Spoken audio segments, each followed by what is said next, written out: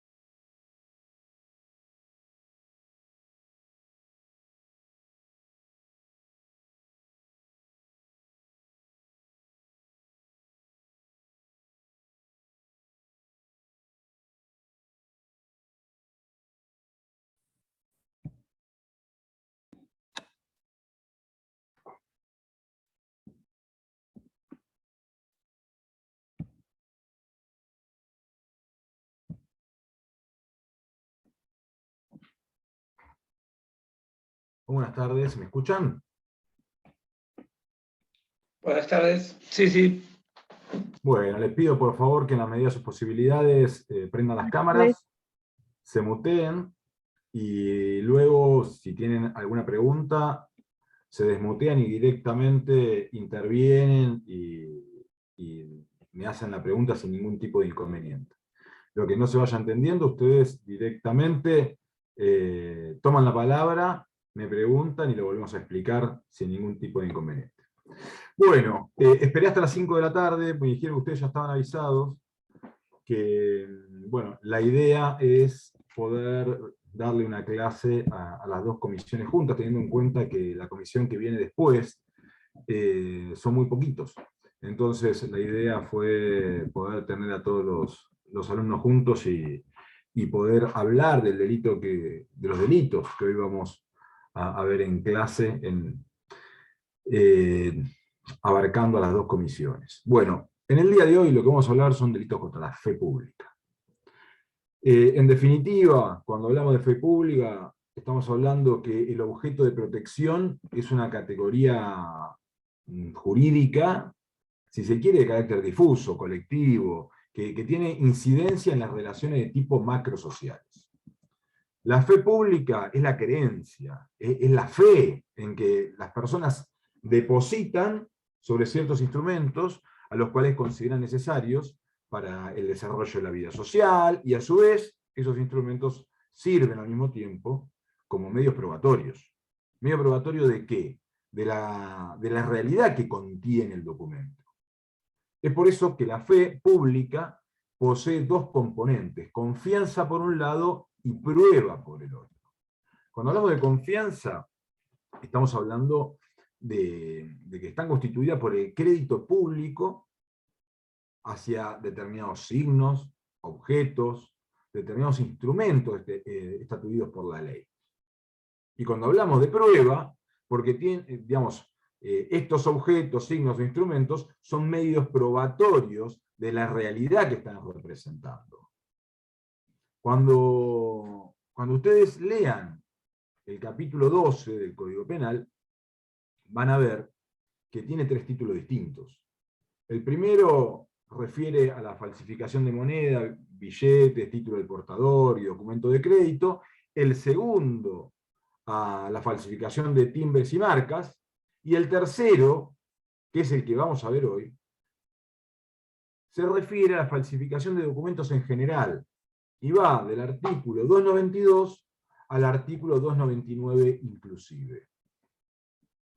Entonces, vamos a entrar de lleno en este título, y lo primero que tenemos que saber es cuál es el concepto penal de documento. Porque la ley 26.388 lo que hizo fue introducir un concepto penal de documento en el Código Penal. ¿En dónde está? En el artículo 77. Que yo les pido por favor que lo lean, pero lo que hace básicamente esta ley es, por vía legislativa, recoger una definición amplia de documento. Una definición amplia a los efectos penales.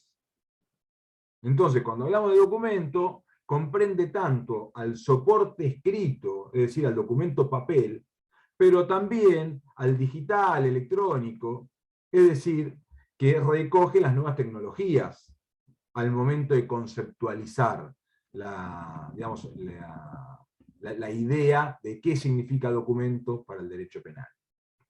Y lo importante, para ser considerado documento, es que debe reunir tres características fundamentales. Debe servir como un medio de perpetuación del contenido, debe servir como un medio de prueba, y a su vez también es un medio de garantía.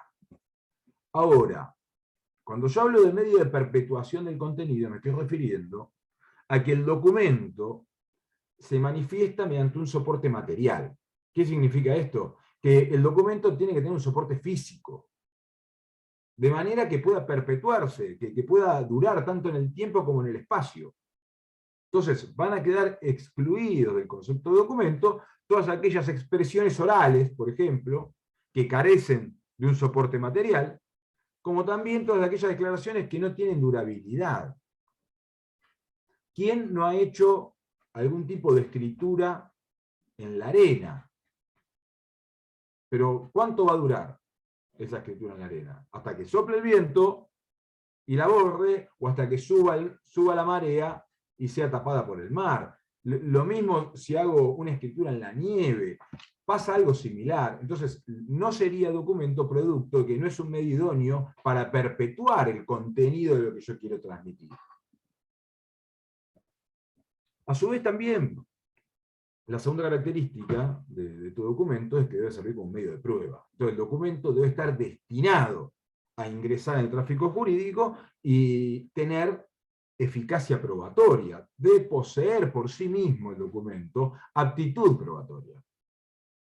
Es decir, tiene que tener capacidad para servir como prueba objetiva de aquellos hechos, relaciones jurídicas que está conteniendo el documento.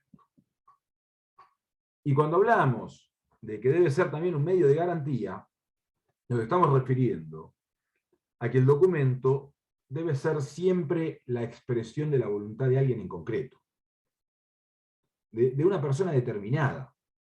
Es decir, aquel documento falsificable es solo al que se le puede atribuir un otorgante, es decir, un autor. Por lo tanto, esa es la garantía a la que me estoy refiriendo. Cuando hablamos de documentos, hay una gran clasificación, que es tal vez la más importante de todas, que es instrumentos públicos e instrumentos privados. Digamos, podemos distinguir claramente estas dos clases de documentos. ¿Cuáles son los instrumentos públicos? Bueno, son todos aquellos que extienden los escribanos o los funcionarios públicos con los requisitos que establece la ley. ¿De dónde surge esta idea, esta definición? Del artículo 289, inciso B, del Código Civil y Comercial de la Nación. Ahí nos va a dar una definición de cuáles son los instrumentos públicos. E incluso en el mismo artículo van a encontrar que además se contemplan algunas categorías específicas. Ahí alguien por el chat está poniendo la escritura pública. Claro, las escrituras públicas es una especie de instrumento público. Las copias de esas escrituras, los testimonios de esas escrituras, también son instrumentos públicos. Y los títulos emitidos por el Estado Nacional, Provincial o la Ciudad Autónoma de Buenos Aires, en la medida que hayan sido emitidos conforme a las leyes que autorizan su emisión, también son instrumentos públicos. Y todo esto ustedes lo van a encontrar en el artículo 289, en los distintos incisos. Y conforme, si ustedes avanzan a la lectura, el artículo 290 del Código Civil y Comercial de la Nación, van a encontrar cuáles son los requisitos de validez de un instrumento público. Y el primero sería que exista la actuación del oficial público en los límites de sus atribuciones y de su competencia territorial. Ahora, excepto que el lugar sea generalmente tenido como comprendido dentro de su competencia. Lo importante de este primer requisito es que necesariamente para ser un instrumento público tiene que haber sido confeccionado en presencia de un oficial público, de los que acabamos de mencionar. Escribanos u algún otro funcionario público que así lo establezca la ley. Y a su vez, también, el otro requisito, gran requisito de validez, es que contengan las firmas del oficial público interviniente, del resto de las partes que suscriben el documento, y en su caso de los representantes, si fuera necesario. Ahora bien, si alguno de ellos no firma por sí mismo o a ruego, lo que va a pasar es que el instrumento va a carecer de validez para todos. Por lo tanto, la presencia del funcionario público y la firma del oficial público y de las partes son requisitos de validez ineludibles. El rasgo distintivo, si se quiere, esencial de estos documentos es su eficacia probatoria. El instrumento público hace plena fe de que se realizó el acto la fecha en que se realizó, el lugar y los hechos que el oficial público enuncia en ese documento como cumplidos por ante él o directamente por él mismo. Ahí en el chat veo que alguien puso fecha cierta, claro, claro. Digamos, la confección de ese instrumento, con estos requisitos y con estos requisitos de validez que estoy mencionando, hace que ese documento le dé fecha cierta al acto. Ahora, esto, instrumentos públicos por un lado. Ahora, ¿qué pasa con los instrumentos privados? ¿Cuándo es un instrumento privado? Y acá podemos hacer una definición por defecto, es decir, un instrumento es privado cuando no es público. Entonces se trata de una noción de carácter negativo, residual, o sea que son documentos privados todos aquellos que no tengan el carácter de públicos. A los efectos penales, instrumento privado es aquel que es otorgado por las partes, sin la intervención de escribanos o funcionario público, y bajo la forma que estime más conveniente las partes y que esté firmado por ellas. Entonces, un instrumento privado, aquel que se otorga en las partes, no interviene un funcionario público, las formas son las que las mismas partes convienen y requieren que esté firmado por los intervinientes. Esto ustedes lo van a encontrar en el artículo 284, 287, el 289 que mencionamos a contrario del Código Civil y Comercial de la Nación. En definitiva, ¿cuáles son los elementos esenciales del instrumento privado? Su texto y la firma de las partes. Estas son dos cuestiones que no pueden ser soslayadas para que tengan carácter de documento y reúnan esas características que estuvimos mencionando. Una cuestión que ustedes van a ver que se repite en cada uno de los tipos penales dentro de este título, que es la posibilidad de perjuicio. ¿Qué quiero decir con esto? Que la posibilidad de perjuicio es una característica común a todos los tipos de falsedad documental. La falsedad documental es punible solo en la medida que de esa falsedad pueda resultar un perjuicio. La falsedad por la falsedad misma no es típica. Lo que la va a tornar típica es que esa falsedad pueda llegar a ocasionar un perjuicio. Y escuchen bien en qué términos, porque yo pueda llegar a generar un perjuicio, es decir, estamos hablando de una posibilidad de perjuicio. Estamos hablando de algo potencial, lo cual termina convirtiendo a la figura en una infracción de pura actividad y de peligro concreto. Es decir, no requiere un resultado, no requiere la efectiva lesión, sino que estamos hablando de una infracción de pura actividad y de peligro. Ahora, ¿de qué tipo de peligro? Concreto. En el caso bajo examen, se tiene que dar una efectiva puesta en peligro del bien jurídico. Ahora, la regla general consiste en que la acción falsificadora se le sume, se adicione la posibilidad de un perjuicio. ¿Un perjuicio de qué? De un bien jurídico distinto a la fe pública. ¿Qué quiero decir con esto? Y acá me parece, para que se entienda, resulta práctico recordar lo que nos dice Núñez. Núñez, sobre este tema, él era muy claro y sostenía que puede tratarse de un perjuicio de cualquier índole. Un perjuicio económico, un perjuicio moral, social, afectivo, profesional, o de una índole equivalente. Es decir, que se le provoque un perjuicio a un tercero, aunque no sea la persona a la que el autor quiso perjudicar. Por lo tanto, nos vamos dando una idea de que la falsificación, para que tenga relevancia penal, tiene que venir de la mano de un riesgo potencial de afectación de un bien jurídico. Y esto, que sería la regla general, tiene una excepción. Y está dado por el delito de falso certificado médico, que ustedes lo van a encontrar en el artículo 295 del Código Penal, porque esa tipicidad exige la concreción real de un perjuicio. Ya la vamos a ver, pero les adelanto que esta es una figura de resultado material. Por lo tanto, exige una consecuencia dañosa para el bien jurídico. Ya no estamos hablando de una conducta de mera actividad y de peligro, sino que estamos hablando de una conducta de resultado y de efectiva lesión. ¿Alguien tiene el Código Penal a mano? Sí, yo lo tengo. Si quiere desmutear y leer el artículo 292 para todos, por favor. Sí, ahí lo leo. ¿Se me escucha bien? Sí, perfecto. Dale. Bueno, artículo 292. El que hiciere en todo o en parte un documento falso o adulterar uno verdadero, de modo que pueda resultar perjuicio, será reprimido con prisión de 6 meses a 2 años si se tratare de un instrumento privado.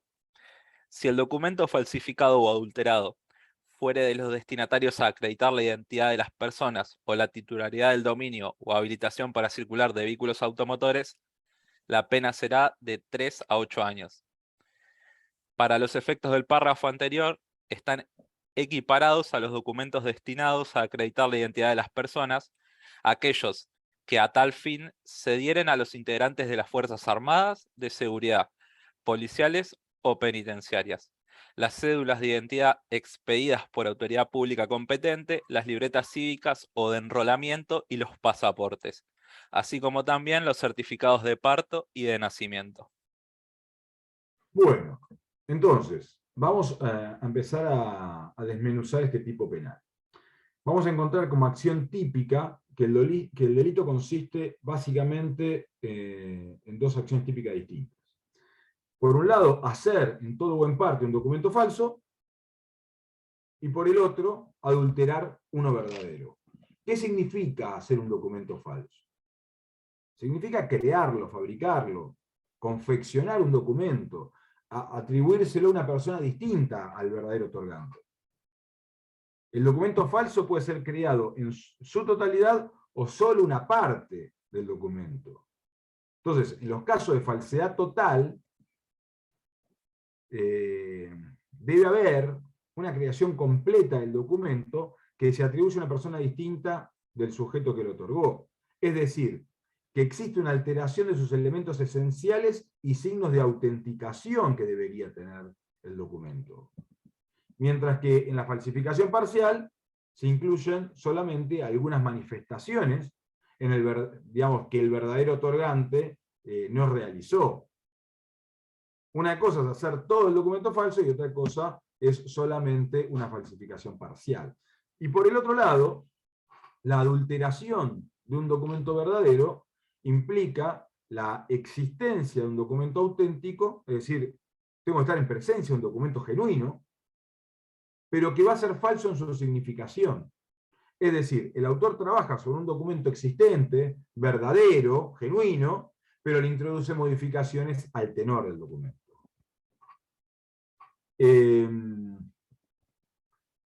¿Quiénes pueden ser autores de este delito? ¿Quién puede ser sujeto activo? Puede ser cualquiera. Pero debemos hacer cierta distinción. Piensen en esto. Si se trata de la creación total de un documento falso, autor se lo puede ser un tercero distinto del otorgante. Si estoy creando completamente un documento falso. Ahora, si se trata de una creación parcial, el autor puede ser cualquiera, incluso el propio otorgante del documento. Y sujeto pasivo, es decir, ¿quién puede ser la víctima de este delito? Puede ser cualquier persona. No, en este caso no hay ningún tipo de restricción en términos de afectación de sujetos que pueden llegar a verse afectados por este delito. Y seguramente, ya lo estarán pensando, pero si nos referimos a la tipicidad subjetiva del delito de falsificación de documento, vamos a encontrar que solamente puede admitirse el dolo directo. Es decir, falsificar el documento público o privado de modo que pueda resultar perjuicio. Esto es lo que tiene que acabar, digamos, quedar abarcado por el dolo. ese conocimiento y voluntad de realización de los elementos del tipo objetivo. Y cuando hablamos de consumación y tentativa, con respecto al momento consumativo, hay que tener en cuenta que si se trata de documentos públicos, que la consumación va a coincidir con la acción material de falsificar. ¿Por qué? Porque en ese momento surge la posibilidad del perjuicio para el bien jurídico. Entonces, ¿cuándo se consuma la falsificación de documentos públicos? Con la acción material de la falsificación. En cambio, si se trata de instrumentos privados, la falsedad se va a consumar cuando se utilice el documento falsificado. ¿Entienden la diferencia? Una cosa es el momento consumativo de la falsificación, el instrumento público que sea en el mismo momento de la falsificación, y en cambio, cuando estoy hablando de un instrumento privado, se va a consumar cuando haya existido una utilización de ese documento falsificado. Por lo tanto, la tentativa, en términos generales, no ha sido admitida por la doctrina. Los actos de falsificación realizados antes de la consumación típica son meros actos preparatorios de carácter impune, dice la mayoría. Ahora, hay opiniones en minoría, pero hay opiniones, digamos, a contrario, como por ejemplo Arocena, que sostiene que en el caso de documentos privados, si el agente ha logrado hacer en todo o en parte el documento falso, es decir, de modo que puede resultar perjuicio, pero todavía no alcanzó a usarlo por una circunstancia ajena a su voluntad, igualmente ya ha existido comienzo de ejecución del delito. Ustedes recuerdan cómo era el intercrimis, los distintos pasos, los distintos hitos que se tienen que ir dando a los fines de lograr la consumación de un delito. Tenemos actos preparatorios, los cuales son en principio no punibles, pero de repente aparece un hecho importante que es lo que nosotros vamos a denominar comienzo de ejecución. A partir del comienzo de ejecución hasta la consumación, entramos en el estadio de la tentativa. Y a partir de que el hecho ha dado comienzo, es decir, tenemos un comienzo de ejecución de la realización del tipo, a partir de ese momento es castigable conforme nuestro Código Penal. Tenemos una pena disminuida, digamos, que va de un tercio del máximo a la mitad del mínimo, esto ya lo sabemos, pero es castigable el hecho tentado. ¿Hasta cuándo el hecho va a quedar en grado de tentativa? Hasta la efectiva consumación. Bueno, en estos casos, la mayoría de la doctrina sostiene que no cabe la tentativa, pero bueno, me parecía también una cuestión importante destacar que hay otras voces que sostienen el caso de los instrumentos privados, desde el momento que yo confeccioné el instrumento, desde ahí ya hay un comienzo de ejecución y por lo tanto habría una posibilidad, digamos, una mayor cercanía a la efectiva lesión del bien jurídico, por lo tanto ya lo estoy poniendo en peligro, por ende, sí correspondería en estos casos, instrumentos privados, la posibilidad de ser castigado a título de hecho tentado. Ahora, también existen figuras específicas de falsificación material. El compañero que nos leyó el artículo 292, habrán visto ustedes que en los párrafos segundo y tercero se incorporan ciertos objetos de protección. ¿Y esto por qué se dio? Y debido a la disparidad de criterios que se habían originado en la doctrina y en la jurisprudencia sobre la caracterización de estos instrumentos como públicos o privados. Entonces, con este mecanismo legislativo, quedaron equiparados a los instrumentos públicos, pero incluso con una escala penal agravada a la prevista en la figura básica del artículo 292.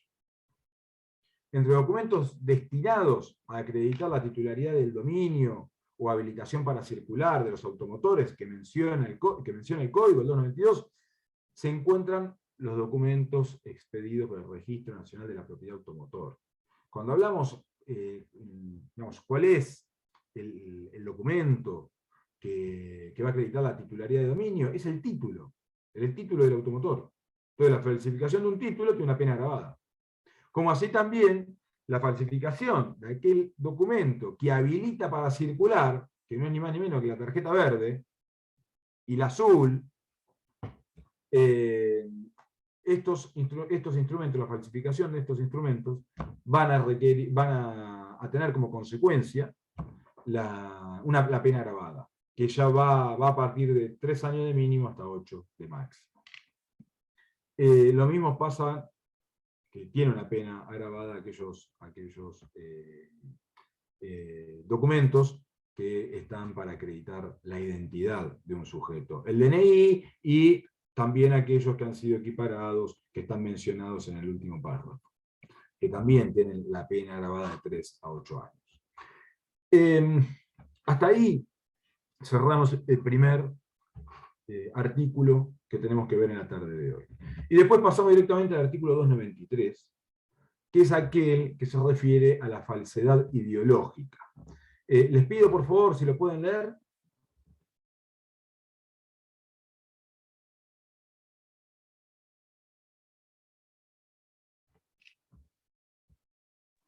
Lo leo, profe.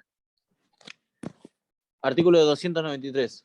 Será reprimido con reclusión o prisión de 1 a 6 años el que insertare o hiciere insertar en un instrumento público declaraciones falsas concernientes a un hecho que el documento deba probar, de modo que pueda resultar perjuicio. Después, párrafo agregado por ley 24.410, si se tratase de los documentos certificados mencionados en el último párrafo del artículo anterior, la pena será de 3 a 8 años. Perfecto. Acá también hace la distinción del tipo básico y los tipos agravados. Ahí se está refiriendo, en el último párrafo se está refiriendo a aquellos documentos destinados a acreditar la titularidad o la habilitación para circular y los que acreditan la identidad de las personas. Entonces, ¿cuál es la acción típica en este delito de falsedad ideológica? Ni más ni menos que hacer una declaración falsa, digamos, y que termina estando contenida en un instrumento auténtico. Es decir, un documento que en sus formas es auténtico, pero falso en su contenido. El delito es una infracción con dos acciones típicas: insertar o hacer insertar. Y por lo tanto los requisitos de esta tipicidad es, el primero, que las declaraciones deben ser concernientes a un hecho que el instrumento deba probar. Y segundo, que de la conducta falciaria surja la posibilidad de perjuicio, que ya lo venimos mencionando. Entonces, insertar o hacer insertar. Insertar quiere decir incluir en el documento declaraciones que no son verdaderas. Declaraciones que son mentirosas acerca de una realidad empírica constatada. El escribano, que termina dando fe de un hecho que no ocurrió en su presencia. Eso sería un claro ejemplo de falsedad ideológica. De haber insertado en el documento un hecho que en realidad no pasó de esa manera. Y hacer insertar implica una conducta que está orientada a que una persona logre que otra, es decir, el fedatario, introduzca en el documento declaraciones falsas. Entonces, en este caso, el delito solo va a ser posible con la presencia de ambos sujetos. El otorgante, que es quien aporta la declaración falsa, y el oficial público, que es quien extiende el documento e inserta la falsa declaración en el documento. Entonces, la conducta, sin embargo, solo va a ser punible en la medida en que existe un deber de decir verdad. Esto ténganlo en cuenta siempre. Si no hay un deber de decir verdad por parte del otorgante, no podemos hablar de falsedad ideológica. Porque si ese deber no existe, no hay delito.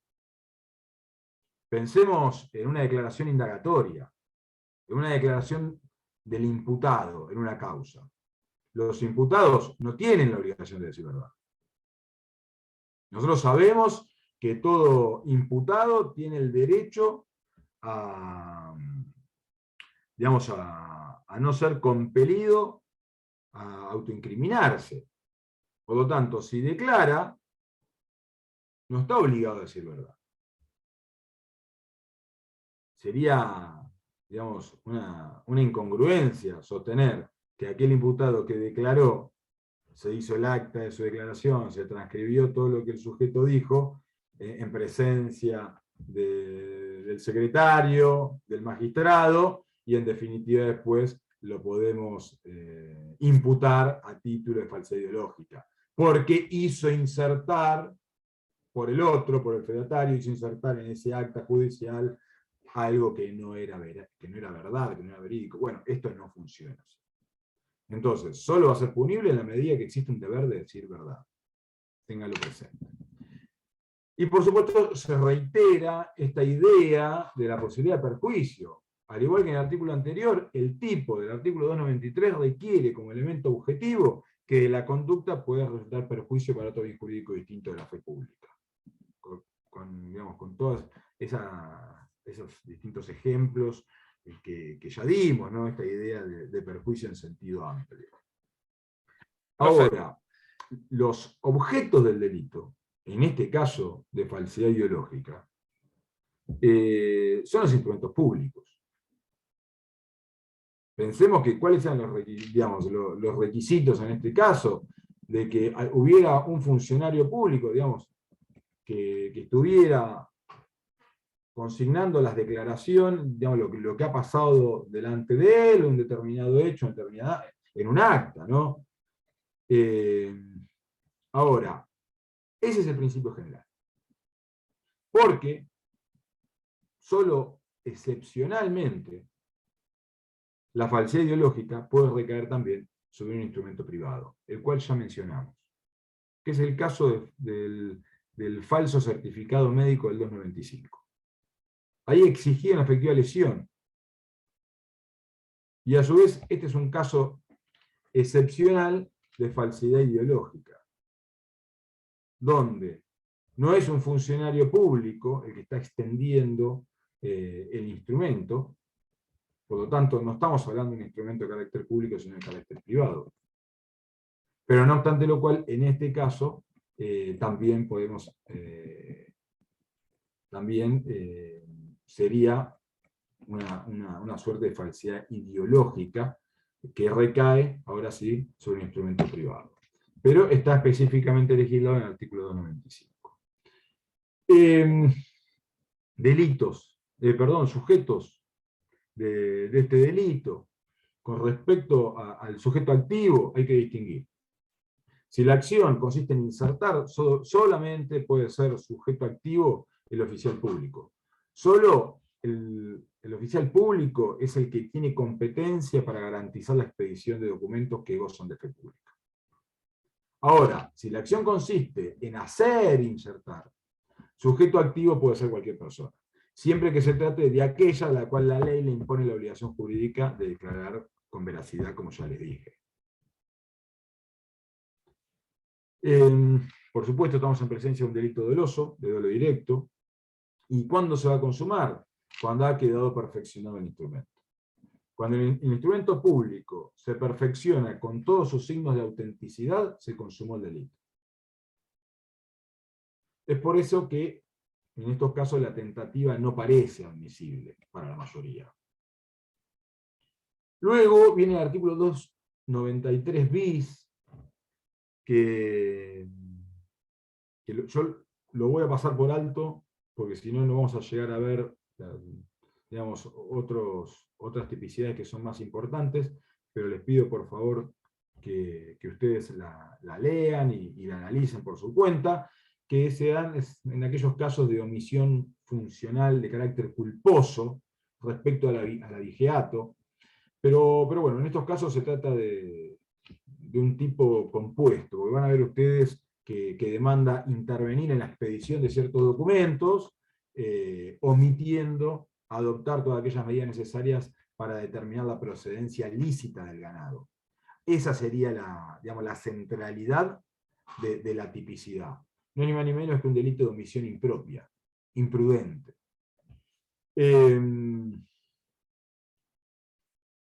A ver, vamos derecho al artículo 294, que es la falsedad por supresión. Alguien, por favor, alguien que pueda leer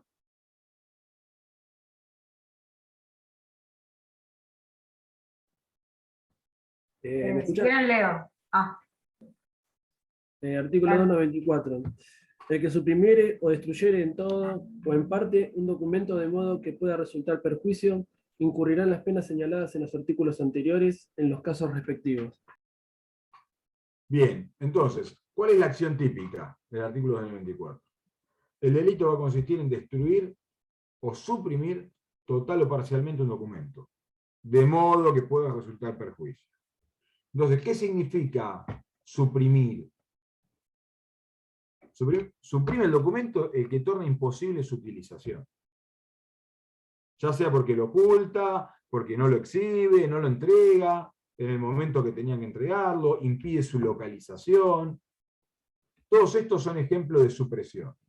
Ahora, ¿quién lo destruye? Aquel que lo hace desaparecer como tal. Aquel que se deshace del documento, que lo rompe, que borra su contenido, que lo inutiliza de alguna manera para su lectura. Por lo tanto, la destrucción o la supresión puede recaer tanto sobre documentos públicos como privados. Sea que los afecte en su totalidad, es decir, en la integralidad del documento, o solamente una parte. Es decir, que sería una suerte de falsedad parcial. Entonces, el requisito esencial de la tipicidad es que las acciones recaigan sobre un documento verdadero. Estoy suprimiendo o estoy destruyendo un documento de carácter verdadero. Por lo tanto, el sujeto activo en estos casos no requiere ningún tipo de condición especial de autoría. Ningún requisito especial de autoría. Cualquier persona puede ser autor de esta tipicidad. Y el objeto del delito sobre el cual recae la conducta típica puede ser tanto un documento público como un documento privado. Da exactamente lo mismo.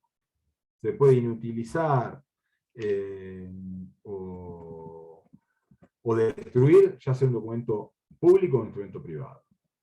Pero aparece nuevamente acá el requisito que tanto se repite, que es que debe existir una posibilidad de perjuicio, un riesgo potencial, un riesgo, digamos, hablando en términos potenciales, la posibilidad de perjuicio. ¿Cuándo se consuma este delito? Bueno, la consumación coincide con la realización de las conductas típicas. Estamos hablando de un delito de peligro y de pura actividad. No exige la efectiva lesión.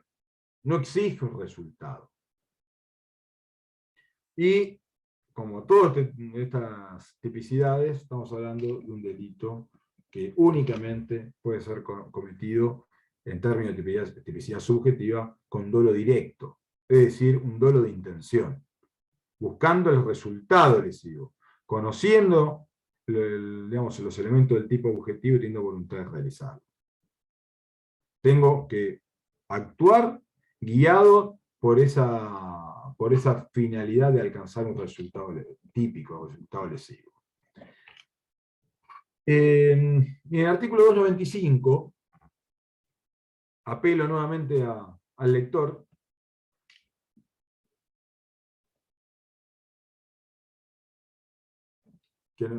alguien que nos pueda leer el artículo 295. Artículo 295. Sufrirá prisión de 1 mes a 1 año el médico que diere por escrito un certificado falso concerniente a la existencia o inexistencia presente o pasada de alguna enfermedad o lesión cuando de ello resulte perjuicio. La pena será de 1 a 4 años si el falso certificado debiera tener por consecuencia que una persona sana fuera detenida en un manicomio, lazareto u otro hospital. En definitiva, se trata de una hipótesis de excepción. Digamos, hay una falsedad ideológica en instrumento privado. El artículo termina contemplando 2 figuras. La primera, o su primera modalidad, sería el caso de que el delito consiste en otorgar un documento falso, es decir, un certificado médico falso, en el que hacemos constar la existencia o inexistencia de un suceso, es decir, de una enfermedad, una lesión, del cual deriva un perjuicio para la propia persona o para un tercero. Entonces, la primera figura es la de otorgar un documento falso en donde yo estoy constatando la supuesta existencia de una enfermedad o lesión. En este caso se trata de una figura que exige la concurrencia de un daño efectivo. Es decir, me está exigiendo un daño real, de cualquier clase, ya sea patrimonial o no. Y el sujeto activo de este delito solo puede ser un médico. Porque acá estamos hablando de un certificado médico, acá sí. El autor no puede ser cualquier persona, sino que estoy hablando de un delito especial.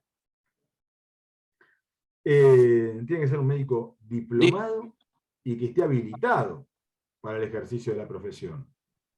Estamos hablando de un delito doloso. Acá no está receptada la figura culposa. Si el médico diagnostica mal y en realidad el sujeto no tenía la patología que dice el certificado que tiene, bueno, en esos casos no va a quedar abarcado por esta, no es posible que sea tipificado en esta figura del 295, porque es una infracción que únicamente puede ser cometida con dolo directo.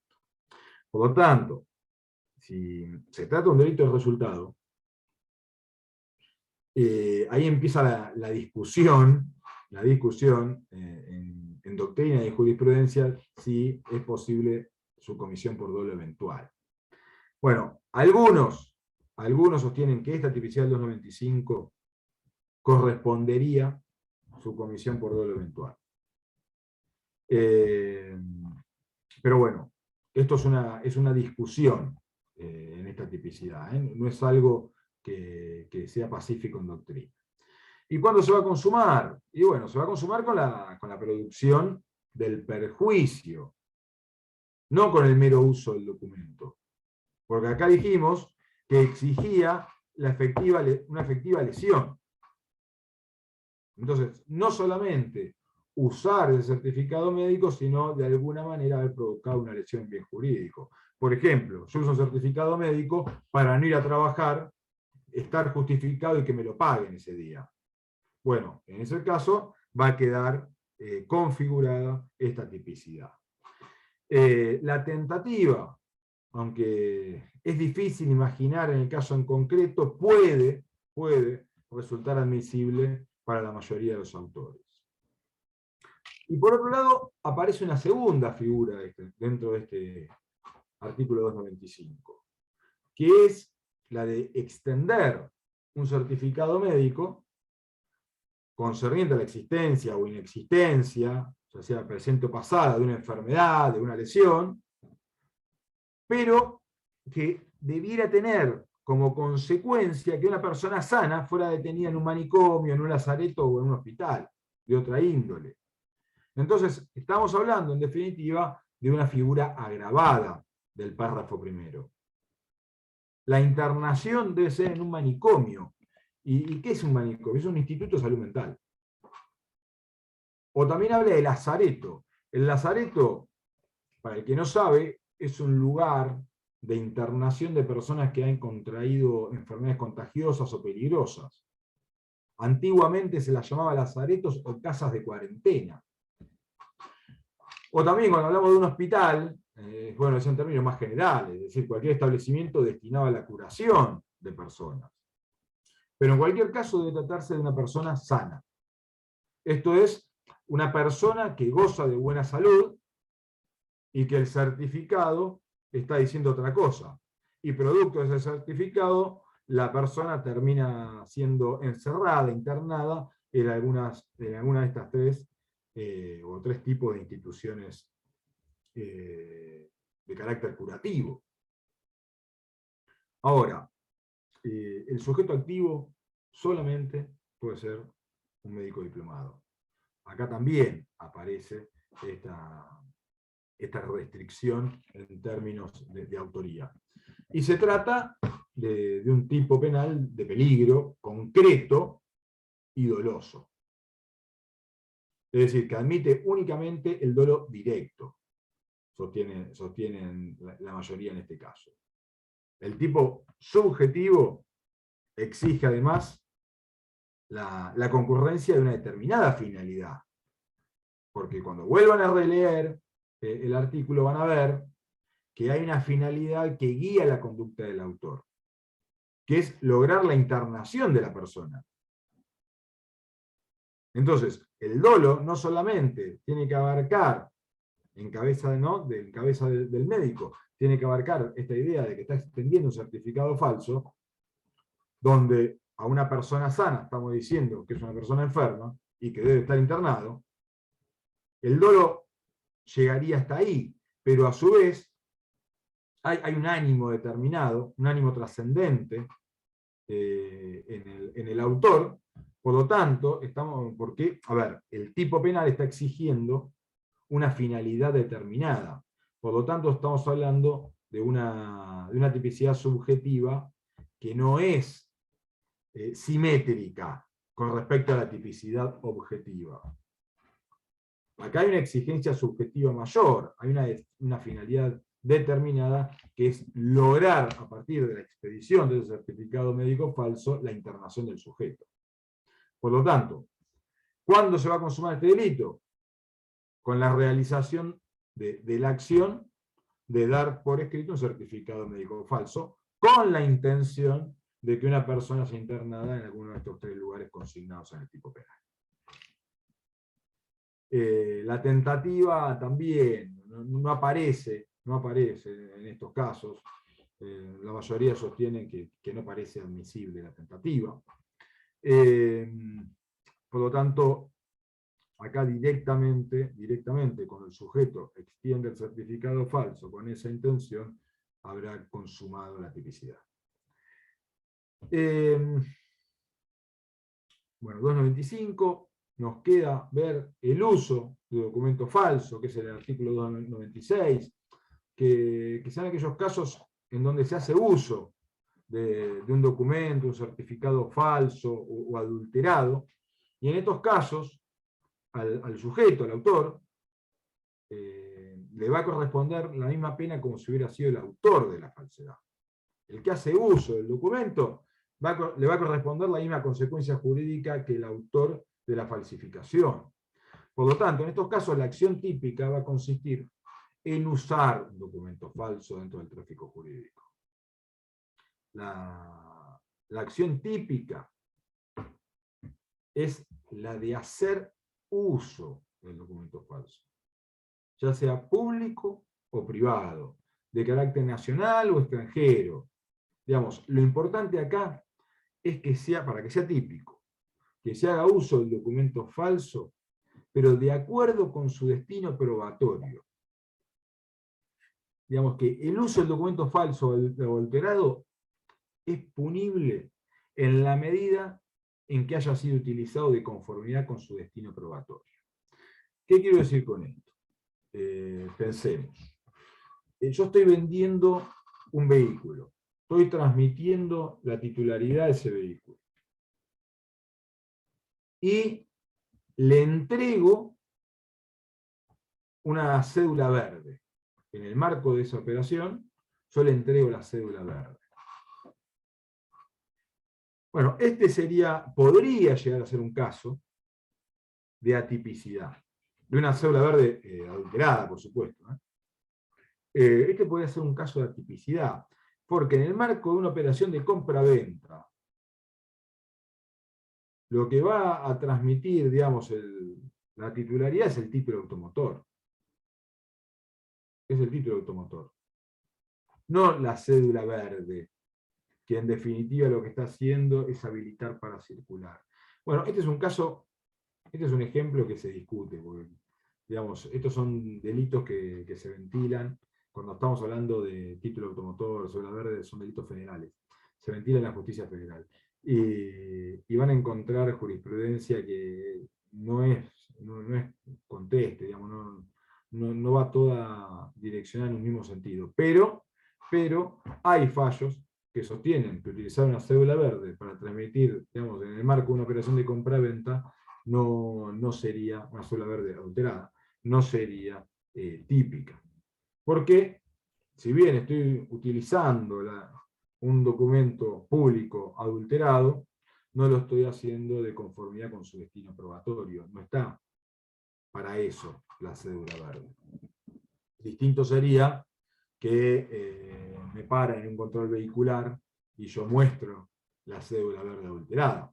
Ahí sí estoy haciendo uso de ese instrumento conforme a su destino probatorio, que es habilitar al sujeto a conducir el vehículo. En estos casos, el sujeto activo puede ser cualquier persona. Y acá, a ver, hagamos un pequeño paréntesis. Puede ser cualquier persona siempre que no se trate del propio falsificador. ¿Por qué digo esto? Porque si es el propio sujeto el que falsificó el instrumento, no se lo va a juzgar por el 296, sino por el 292. Por la falsificación material del documento que sea. Y no por su uso. Tipo subjetivo, por supuesto, estamos hablando de un delito doloso, de dolo directo también. Y cuando hablamos de tentativa, generalmente en estos casos la tentativa se encuentra rechazada por la doctrina. Acá hay muy poquitos que sostienen lo contrario. Van a encontrar ustedes en el artículo 297 que hay documentos que se encuentran equiparados. Y habla que a los efectos de todo este capítulo hay ciertos instrumentos públicos que se encuentran, o instrumentos que se encuentran equiparados a los instrumentos públicos, como ser los testamentos hológrafos, los testamentos cerrados, los certificados de parto, de nacimiento, también las letras de cambio, o los títulos de crédito que se pueden transmitir por endoso. Bueno, en estos casos van a quedar equiparados a los instrumentos públicos. Entonces, estamos hablando de una equiparación que solamente se da a los fines de la pena del delito. Siguen siendo instrumentos privados, pero a los fines de la pena, es decir, de la consecuencia jurídica, siguen siendo, digamos, van a ser equiparados a instrumentos públicos. No pierden su naturaleza de instrumento privado, pero la consecuencia jurídica va a ser, dentro del ámbito penal, va a ser la misma que si fuera un instrumento público. Entonces, al no perder esa condición de instrumento privado, la falsificación de esos documentos podrá dar lugar únicamente a los delitos de falsificación material y falsificación por supresión, pero no respecto a la falsedad ideológica. Porque solo puede concretarse en general, como ya vimos, con relación a instrumentos públicos. La falsificación ideológica solamente para instrumentos públicos, salvo ¿cuál es la excepción? La del 295, que es la del certificado médico falso. Pero el principio general acá no cede, independientemente de esa equiparación. En consecuencia, será el uso del documento la conducta que va a terminar consumando el delito. Y ustedes van a encontrar que esa enumeración que hace el artículo es de carácter taxativo.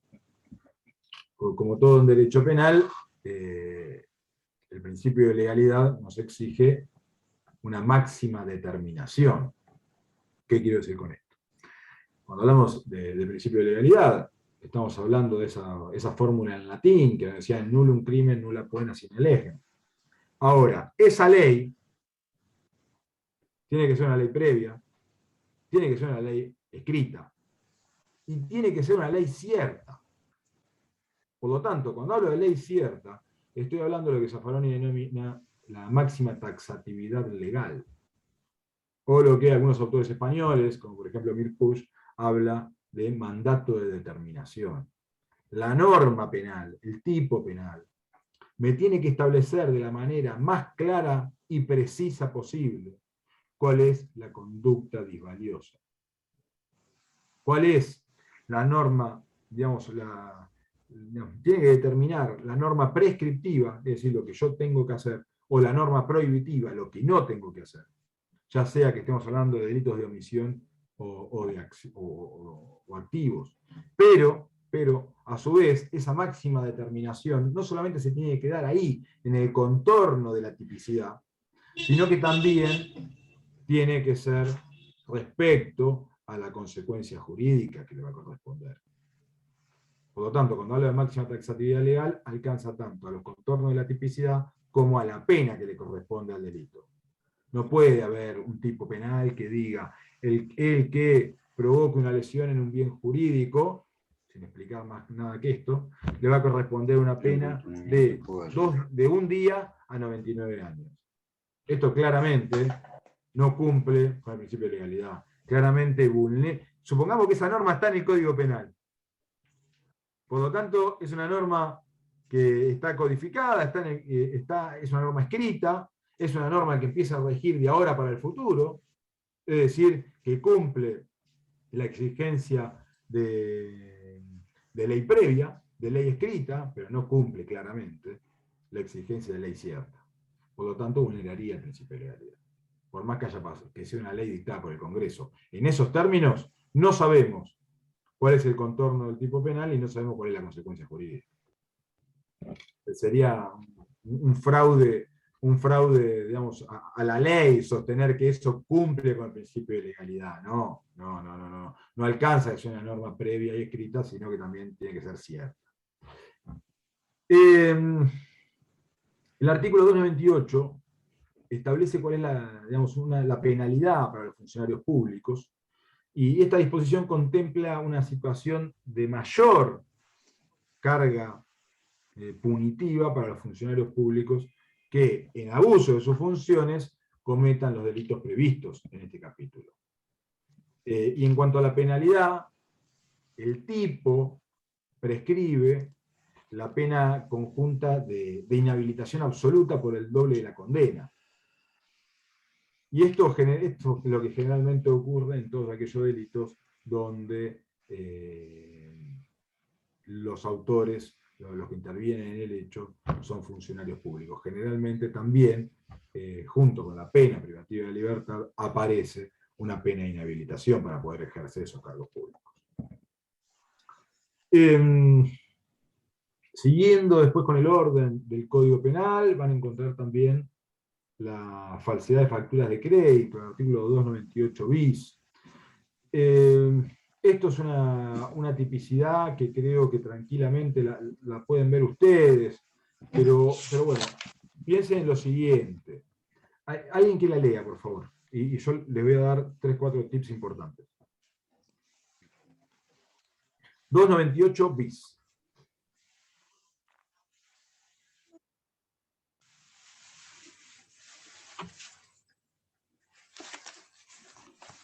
¿Se la leo, doctor? Sí, por favor, gracias. Emitan o acepten facturas de crédito que no correspondan a compra-venta, locación de cosas muebles, locación de servicios de obra realmente contratadas, serán sancionados con la pena prevista en el artículo 293 de este Código. Igual pena le corresponderá a quienes injustificadamente rechacen o eludan la aceptación de factura de crédito, cuando el servicio ya hubiese sido prestado en forma debida o reteniendo la mercadería que se le hubiere entregado. Bueno, en definitiva, el precepto penal, ustedes ya se están dando cuenta que describe 2 formas delictivas. La primera modalidad consiste en emitir o aceptar una factura de crédito sobre operaciones que están, digamos, que son operaciones que son distintas de las previstas expresamente en la ley. En este caso, la normativa relativa a la factura de crédito está establecida en una ley determinada, que es la 24.760. Digamos, debe tratarse de una operación de carácter ficticio, una operación simulada, que ha sido concertada fraudulentamente. ¿Para qué? Para beneficiar a alguna de las partes.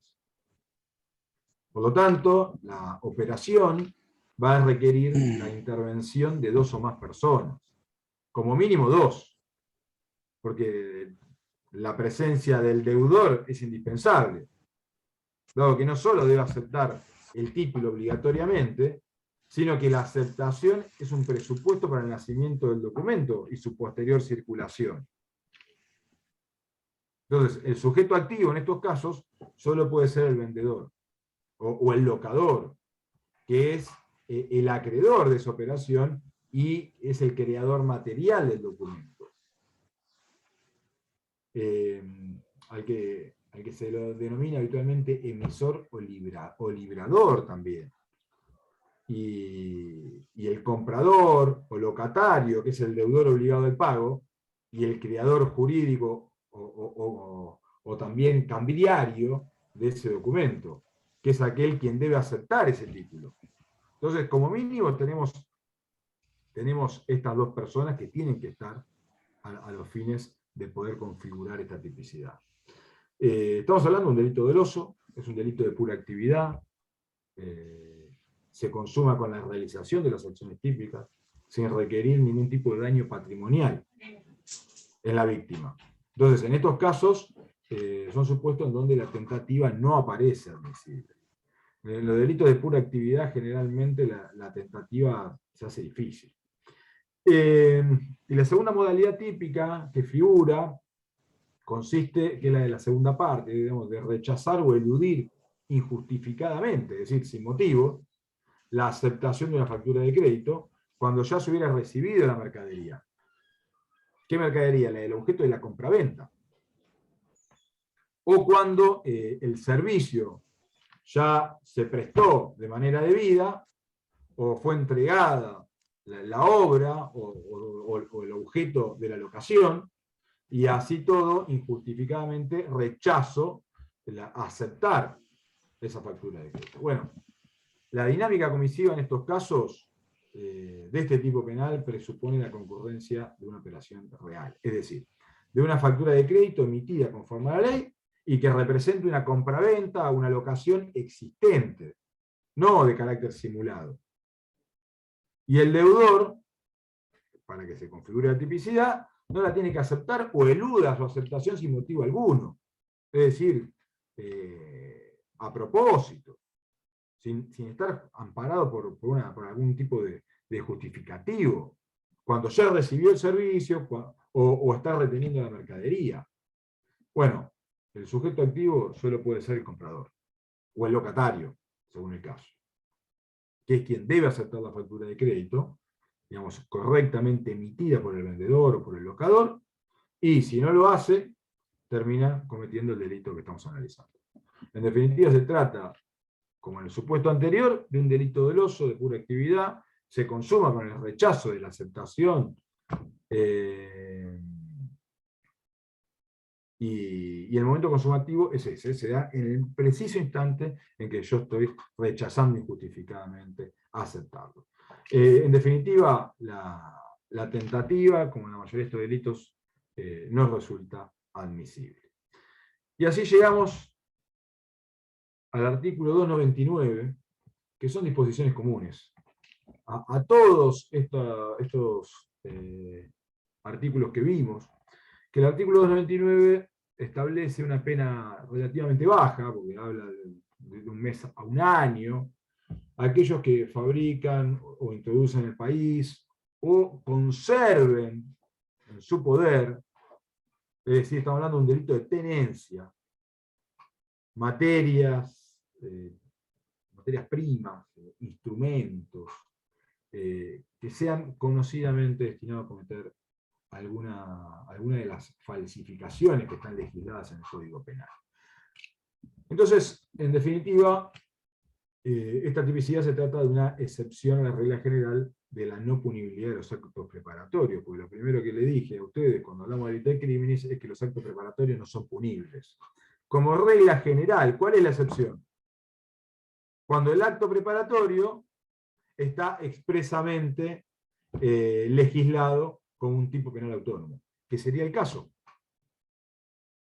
Si yo no lo tuviera legislado, bueno, el poseer digamos, materias o instrumentos destinados a falsificar, en definitiva serían actos preparatorios no punibles. Pero el legislador lo elevó a la categoría de delito específicamente tipificado. Por lo tanto, por la técnica de configuración de los delitos, se lo termina reconociendo como un delito de tenencia, que son aquellos que se caracterizan en general por el mero hecho de tener un objeto peligroso o que solo sirven para cometer delitos.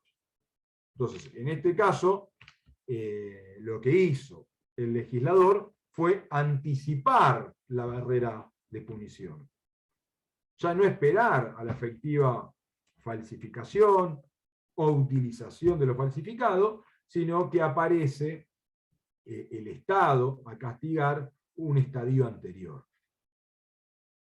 Es decir, vamos a castigar la simple tenencia de elementos destinados a falsificar. Por lo tanto, en este delito, las acciones típicas son 3 y tienen carácter alternativo. ¿Por qué 3? Porque el tipo penal es la de fabricar, introducir en el país o conservar en el propio poder. ¿Quién fabrica? El que construye, el que crea, el que modifica un objeto ya construido. En cambio, introducir en el país significa ir de afuera hacia adentro de nuestras fronteras. Y conservar en el propio poder es tener. Es decir, mantener la cosa en el propio ámbito de disponibilidad. Bueno, como vemos, se trata de un delito penal complejo. ¿Por qué complejo? Porque aparecen acciones alternativas. Hay diferentes conductas típicas. Son aquellas tipicidades que se le denominan mixto o alternativas, donde es suficiente con la realización de una sola de esas acciones previstas para que se configure la tipicidad. ¿Qué quiero decir con esto? Que aunque la ejecución, digamos, del hecho implique llevar a cabo todas o algunas de estas acciones, no multiplica el delito. Seguimos hablando del mismo. Estamos hablando de una única comisión de un delito. Es decir, por ejemplo, fabricar la cosa y mantenerla bajo el propio poder, en el propio ámbito de disponibilidad. Claramente, haber realizado estas dos manifestaciones o dos acciones típicas dentro de este articulado, que establece este articulado, no va a multiplicar el delito. No es que va a haber un concurso entre fabricar la cosa y mantenerla en el propio poder. No, estamos hablando dentro de una unidad de conducta. El objeto del delito en estos casos, bueno, son las materias o instrumentos que sean, y acá está lo importante, que sean conocidamente destinados a cometer alguna de las falsificaciones. Entonces estamos hablando de materias o instrumentos. Bueno, ¿qué son las materias? Son todas aquellas sustancias que se utilizan en la tarea falsificadora. El papel, la tinta, los metales que pueden estar involucrados en la confección de un instrumento falso. Bueno, y cuando hablamos de instrumentos, son las piezas, las maquinarias, los aparatos, digamos, el hardware que se puede utilizar a los fines de la actividad falciaria. Pero debe tratarse, como exigencia típica, de objetos conocidamente destinados a cometer alguna de las falsificaciones. ¿Qué significa conocidamente? Bueno, que sean notoriamente conocidos, es decir, por un número indeterminado de personas, como objetos destinados a esa finalidad falsificadora. Es decir, de lo contrario, si no fueran elementos conocidamente destinados a cometer algunas falsificaciones, el hecho escaparía a la tipicidad, porque es un elemento del tipo objetivo. Esta idea que sean elementos conocidos por todos, que están destinados a ser utilizados en la falsificación de documentos. ¿Quién puede ser autor de este delito? Cualquier persona. Es un delito común. El tipo subjetivo, la infracción es dolosa, de dolo directo. ¿Y cuándo se va a consumar? Se trata de un delito de peligro abstracto y de pura actividad. De peligro abstracto y de pura actividad, dicen la mayoría. Que se consuma, en definitiva, con la realización de las acciones típicas de fabricar, introducir en el país o tener el objeto destinado a falsificación. Esto del peligro abstracto, ustedes ya lo habrán visto en otras tipicidades, que es toda una discusión.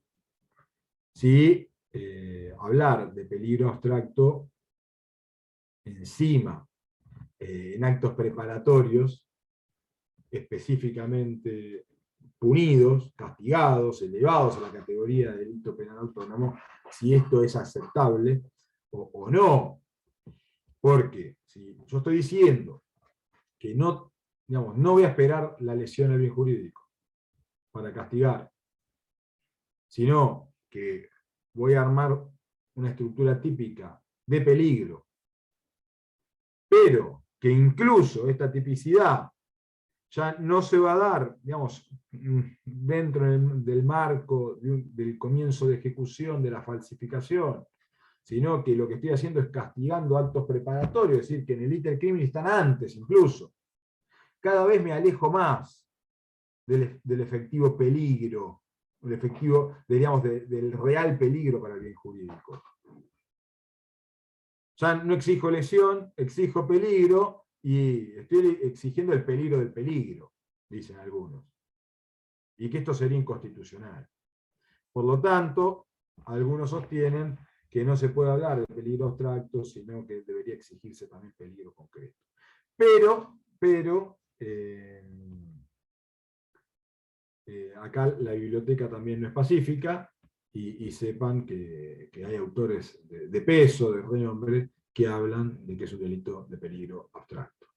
Es decir, que yo no tengo que bajarlo al caso en concreto y señalar que una efectiva puesta en peligro del bien jurídico, sino que, dada la característica de esta tipicidad, como estos elementos son conocidamente utilizados para falsificar, ya ahí hay un reproche que hacer.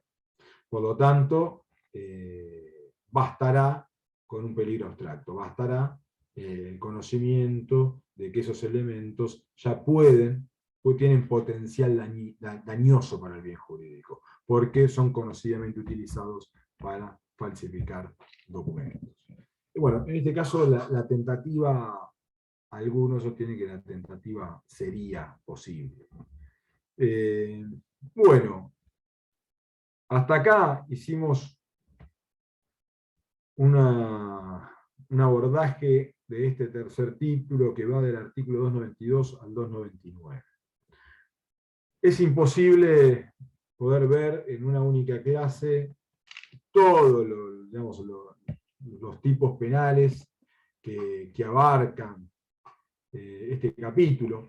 Por lo tanto, lo que vamos a hacer es subir al campus material de estudio para que ustedes puedan ver también los otros títulos, sobre todo el que más me interesa es la falsificación de moneda, la puesta en circulación, que el 282 y siguientes, que tiene ahí sus pormenores que merecen ser estudiados por ustedes, sobre todo teniendo en cuenta que es una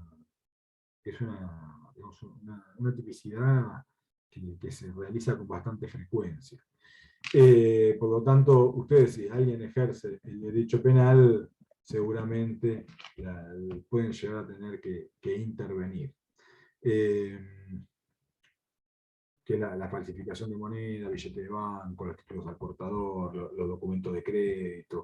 Yo lo que voy a hacer es pasarle material de estudio y los vamos a subir al campus virtual de la facultad a los fines de que ustedes tengan fácil acceso y puedan leerlo por su cuenta. Bueno, chicos, hasta acá llegamos. Con esto damos por terminada la clase de hoy. Cualquier consulta que tengan, por supuesto, nos la mandan por privado en el campus y se la vamos contestando.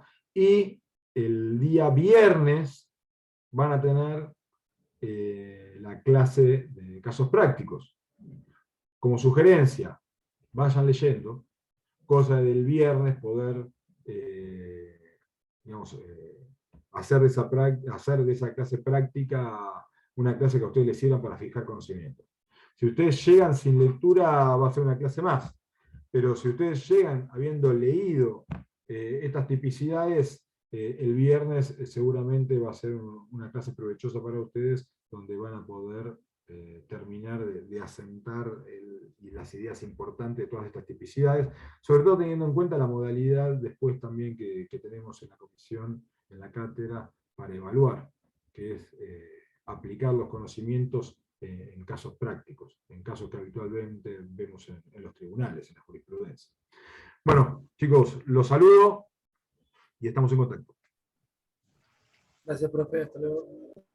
Gracias, doctor.